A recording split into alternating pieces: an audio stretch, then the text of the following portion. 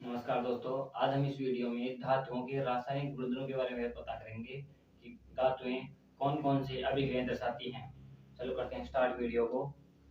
धातुओं के रासायनिक गुणधर्म। तो धातुओं के रासायनिक गुणधर्म में सबसे पहले रहते हैं धातुओं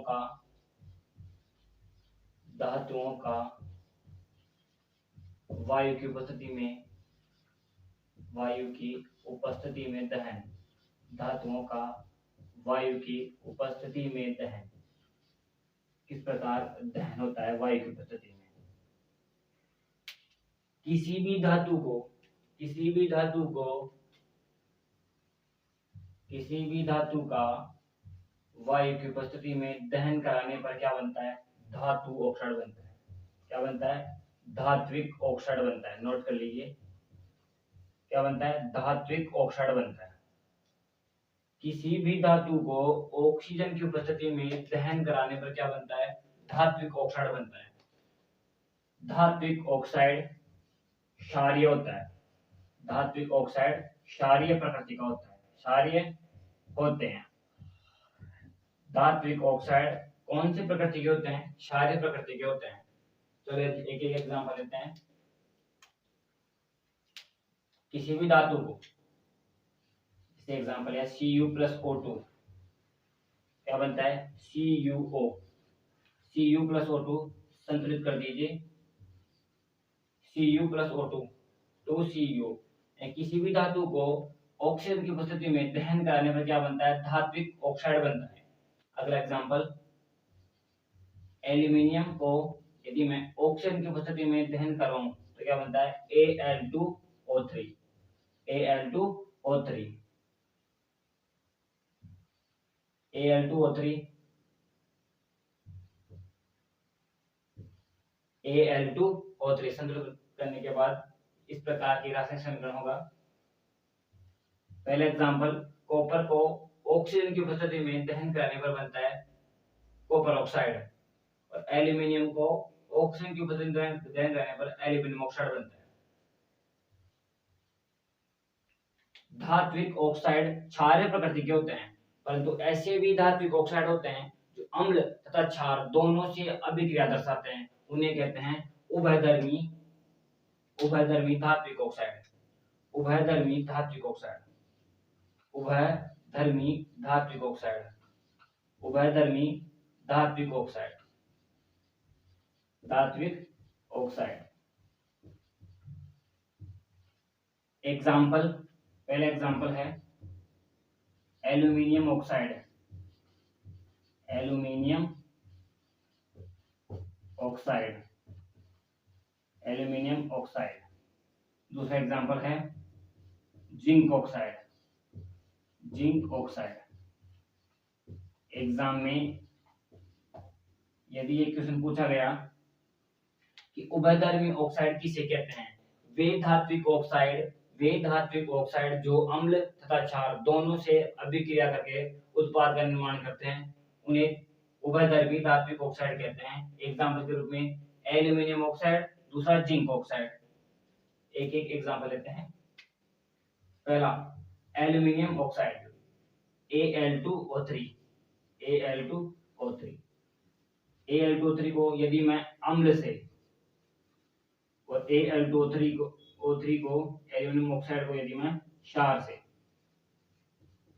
अभिक्रिया करवाता हूं तो AlCl3 मुख्य उत्पाद के रूप में, और इसमें बनता है AlNaO2 सोडियम एल्यूमिनेट मुख्य उत्पाद के रूप में। तो एल्यूमिनियम ऑक्साइड अम्ल तथा क्षार दोनों से अभिक्रिया करके उत्पाद का निर्माण करता है, इसलिए इसे उभयधर्मी धात्विक ऑक्साइड कहते हैं। किसी भी धातु को ऑक्सीजन की उपस्थिति में दहन कराने पर क्या बनता है? धात्विक ऑक्साइड बनता है, जिसकी प्रकृति क्षारीय होती है। एग्जाम्पल के रूप में कॉपर को ऑक्सीजन की उपस्थिति में दहन कराने पर कॉपर ऑक्साइड, एल्यूमिनियम को ऑक्सीजन की उपस्थिति में दहन कराने पर एल्यूमिनियम ऑक्साइड। अब धातुओं के प्रकृति, धातु ऑक्साइड प्रकृति होती है क्षारीय, परंतु ऐसे भी धात्विक ऑक्साइड होते हैं जो अम्ल तथा क्षार दोनों से अभिक्रिया करके उत्पाद का निर्माण करते हैं। उन्हें कहते हैं उभयधर्मी धात्विक ऑक्साइड। एग्जाम्पल के रूप में एल्यूमिनियम ऑक्साइड, दूसरा जिंक ऑक्साइड। एल्यूमिनियम ऑक्साइड इस प्रकार अम्ल तथा क्षार से क्रिया करता है। आगे देखते हैं।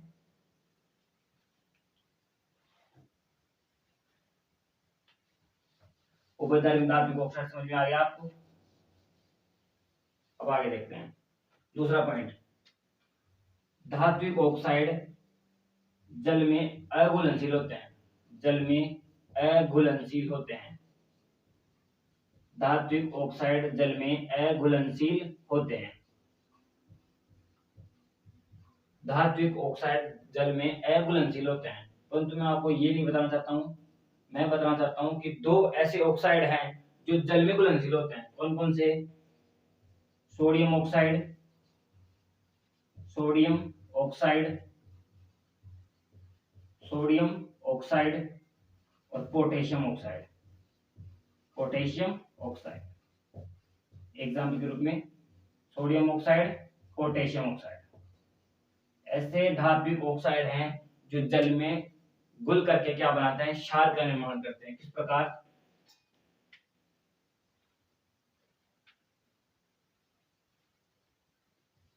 सोडियम जल में घुल करके क्या बनाता है?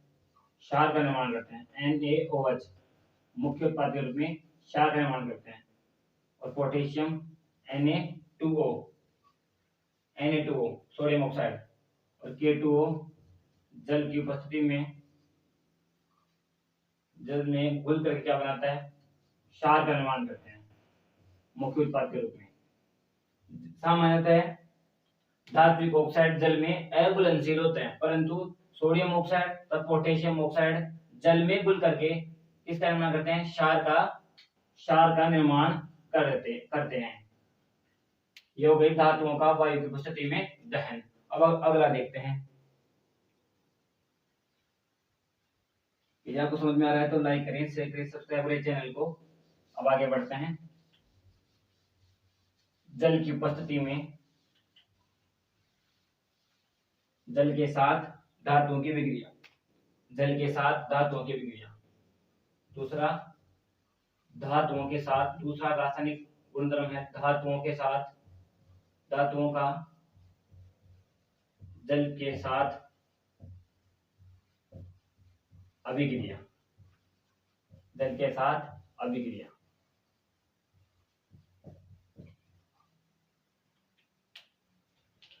यहां हम जल 3 प्रकार के लेते हैं। किस प्रकार के लेंगे? 3 प्रकार। ठंडा जल, ठंडा जल, ठंडा जल, गर्म जल और वाष्प। वाष्प, ठंडा जल, गर्म जल और वाष्प। यानी ऐसे धातु जो ठंडे जल से आसानी से अभिक्रिया कर लेते हैं उन्हें ठंडे जल के ब्लॉक में रखेंगे। जो ठंडे जल से अभिक्रिया नहीं करते हैं किससे वे करते हैं? गर्म जल में, उन्हें गर्म जल वाले ब्लॉक में रखेंगे। जो न तो ठंडे जल में न गर्म जल में, किसमें अभिक्रिया करते हैं? वाष्प के रूप में। एग्जाम्पल के रूप में सोडियम तथा पोटेशियम, सोडियम तथा पोटेशियम, सोडियम तथा पोटेशियम, सोडियम तथा पोटेशियम धातुएं, सोडियम तथा पोटेशियम धातुएं अधिक तीव्रता से जल में अभिक्रिया करती हैं। अधिक तीव्रता, सोडियम तथा पोटेशियम अधिक तीव्रता से जल में अभिक्रिया करती हैं। यदि थोड़ा धीमा लें, किसमें? ठंडे जल में धीमी अभिक्रिया करती हैं। कौन? कैल्शियम। कैल्शियम धातु धीमी अभिक्रिया करती है। ठंडे जल में धीमी अभिक्रिया दर्शाते हैं गर्म जल में। ऐसे धातु जो ठंडे जल में अभिक्रिया नहीं दर्शाते हैं, किसमें दर्शाते हैं? गर्म जल में। उसके एग्जाम्पल हैं मैग्नीशियम। मैग्नीशियम धातु ठंडे जल में अभिक्रिया नहीं करके किसमें अभिक्रिया करती हैं? गर्म जल में आसानी से अभिक्रिया करते हैं। अब ऐसी धातुएं न तो ठंडे जल में न गर्म जल में वाष्प में अपनी अभिक्रियाएं दर्शाती हैं, उनके एग्जाम्पल हैं aluminium iron and zinc, aluminium iron and zinc. ठंडे जल में अपनी अभिक्रिया दर्शाने वाली धातुओं के नाम लिखिए। सोडियम तथा पोटेशियम जो अपनी अभिक्रिया तीव्रता से दर्शाती हैं, सोडियम तथा पोटेशियम। कैल्शियम ठंडे जल में अभिक्रिया तो दर्शाती है, परंतु सोडियम तथा पोटेशियम के बनिस्पत धीमी अभिक्रिया दर्शाती है। गर्म जल में अभिक्रिया अपनी आसानी से अभिक्रिया दर्शाने वाली धातु का नाम बताइए। मैग्नीशियम। वाष्प न तो ठंडे जल में तथा गर्म जल में अपनी अभिक्रिया न दर्शा करके वाष्प में दर्शाने वाली धातु अभिक्रिया दर्शाने वाली धातु का नाम बताइए। Aluminium, ferrous, zinc. अब ऐसी धातु का नाम बताइए जो जल के किसी भी रूप से, ये रूप ही तो है, ठंडा जल, गर्म जल, वाष्प, जल के किसी भी रूप से अभिक्रिया नहीं दर्शाती है।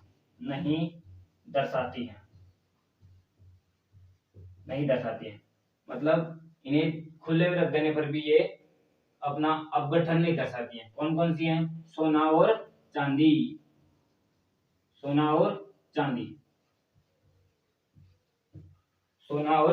चांदी